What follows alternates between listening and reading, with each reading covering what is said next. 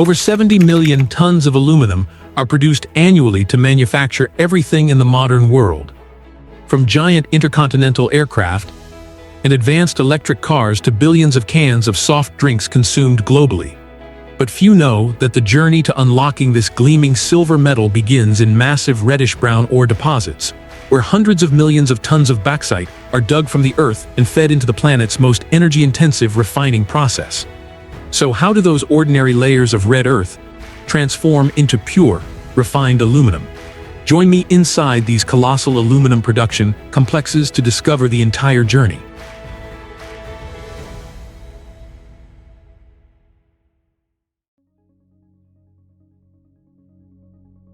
The process of producing aluminum begins in massive open-pit bauxite mines. In fact, aluminum hardly exists in its free metal form in nature, but is primarily found in bauxite ore. This ore is usually distributed quite close to the surface, typically at a depth of only about 1 to 10 meters below the topsoil and vegetation. Before mining, bulldozers and excavators remove this topsoil to expose the characteristic reddish-brown ore layers beneath. This red color mainly comes from iron oxide, one of the naturally occurring components of bauxite. In reality, bauxite is not pure aluminum but a mixture of various minerals. Aluminum-containing compounds typically account for about 60% by weight, with the remainder being iron oxide, silica, titanium, and various other natural impurities. Once the ore body is exposed, large hydraulic excavators begin digging and loading the ore onto giant mining trucks. Unlike many other hard metal ores, bauxite is relatively soft. So many mines don't even need explosives to break up the rock. This allows for faster and more continuous mining. At a large-scale bauxite mine, production can reach tens of thousands of tons of ore per day.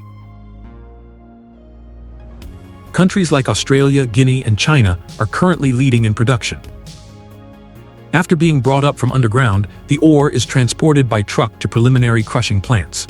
In mines located near processing plants, the ore is often transported via conveyor belts several kilometers long. In more distant areas, specialized trains handle the transport of large quantities of ore to processing sites. The train loaded with full ore quickly moves to the receiving area, where the entire unloading process is carried out almost entirely automatically using a wagon tipping system and industrial conveyor belts. At this facility alone, the railway network serving the transportation of ore has a total length of up to 6.5 kilometers.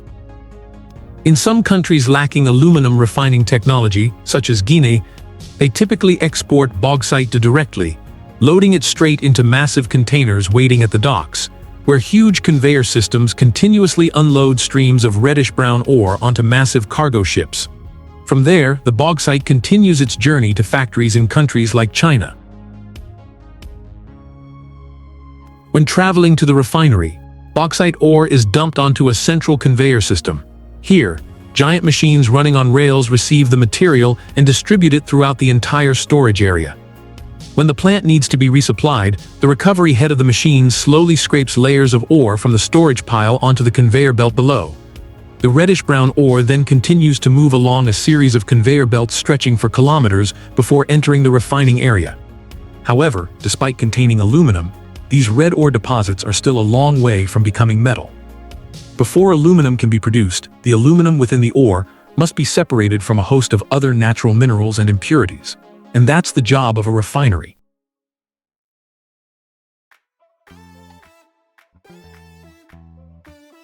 Upon arriving at the refinery, bauxite ore cannot be transformed into aluminum immediately. First, it must be refined into alumina, a pure white powder that serves as a crucial intermediate raw material. Only then does the alumina undergo a highly energy-intensive electrolysis process to produce the metallic aluminum we use daily. Normally, 4 tons of bauxite are refined into 2 tons of alumina and then smelted into 1 ton of aluminium. Upon arrival at the plant, bauxite ore is first passed through vibrating screens to remove unwanted impurities. Next, the ore is sprayed with water and pre-washed to remove dust and clay adhering to the surface. After being cleaned, the ore continues to move on conveyor belts to giant crushing tanks filled with steel balls. As the drums rotate continuously, thousands of balls collide, grinding the ore into a fine powder. This powder is then fed into the Bayer process, a refining technology that has been used in the aluminum industry for over a century. Here, the ore powder is mixed with a highly alkaline caustic soda solution and heated to high temperatures. Under these conditions, the valuable aluminum within the ore dissolves into the solution, while impurities such as iron oxide, clay, and silica are separated out as red mud. The aluminum-rich solution is then filtered and cooled to form white aluminum hydroxide crystals. These crystals are then heated to high temperatures to remove the remaining water, producing alumina, a pure white powder that will become the raw material for the next stage of aluminum production. From the calcination area, alumina is transported along conveyor systems stretching hundreds of meters to storage. During this process, a continuous flow of hot air helps remove any remaining moisture, ensuring the alumina powder is dry and stable before use. At the end of the journey, this pure white powder is collected in giant silos and warehouses, awaiting transfer to the electrolysis plant. The red mud discharged after this Bayer process contains very high levels of iron oxide and can only be discharged into huge open-air reservoirs. To produce 1 ton of aluminum, factories typically generate about 1.5 tons of red mud, causing environmental pollution. After being transported to the aluminum smelter, alumina is fed into giant electrolytic tanks containing molten cryolite. This substance helps lower the processing temperature from over 2000 degrees Celsius to around 950 degrees Celsius, allowing for more efficient aluminum production. However, to produce metallic aluminum, oxygen atoms must still be separated from aluminum oxide using extremely high electric currents. This is one of the most energy-intensive stages in the entire metallurgical industry.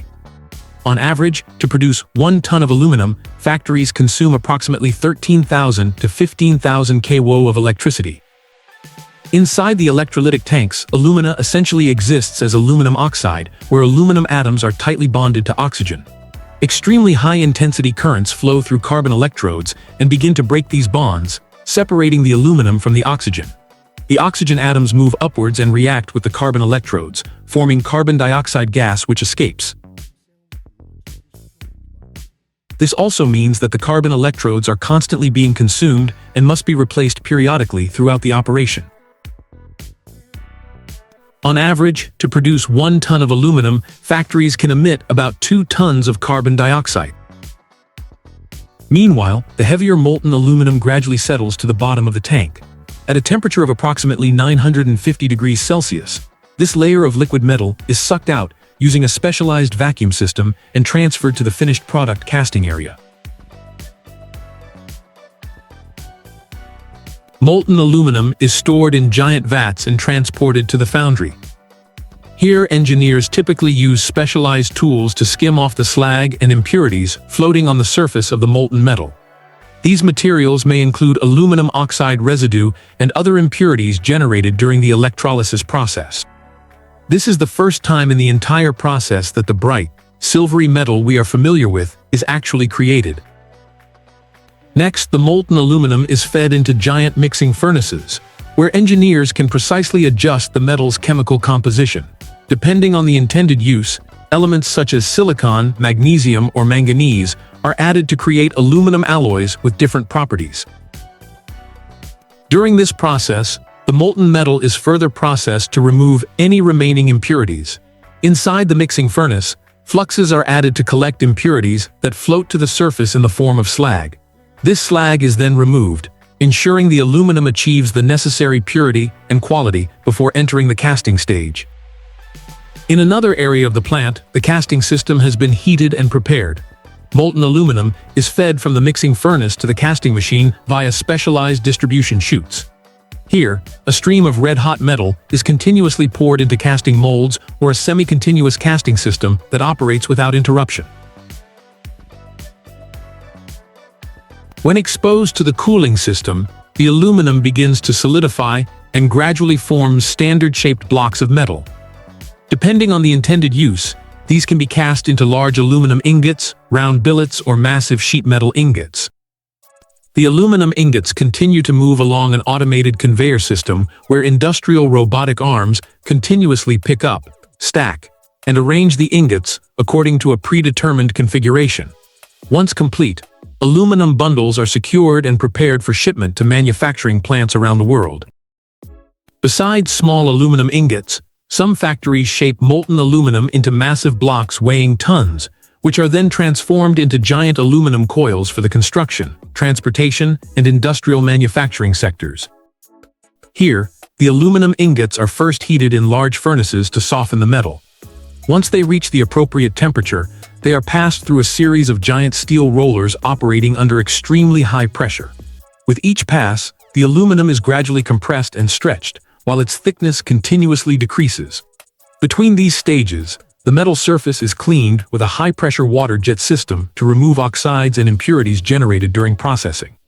After many consecutive rolling passes, the aluminum blocks, tens of centimeters thick, are finally transformed into metal strips kilometers long.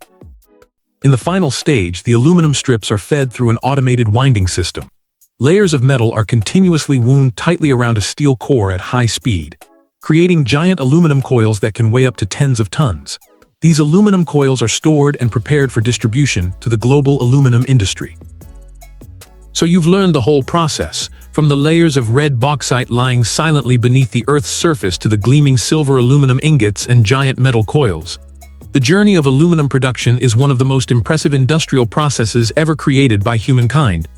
Aluminum is a lightweight yet durable material, present in almost every aspect of modern life. But its dark side has created pollution from red mud waste that humans cannot handle. Thank you for following the entire journey. I compiled the information from many sources. If you have any questions, please feel free to comment below. Now, goodbye, and see you again in Mido Explains' latest videos.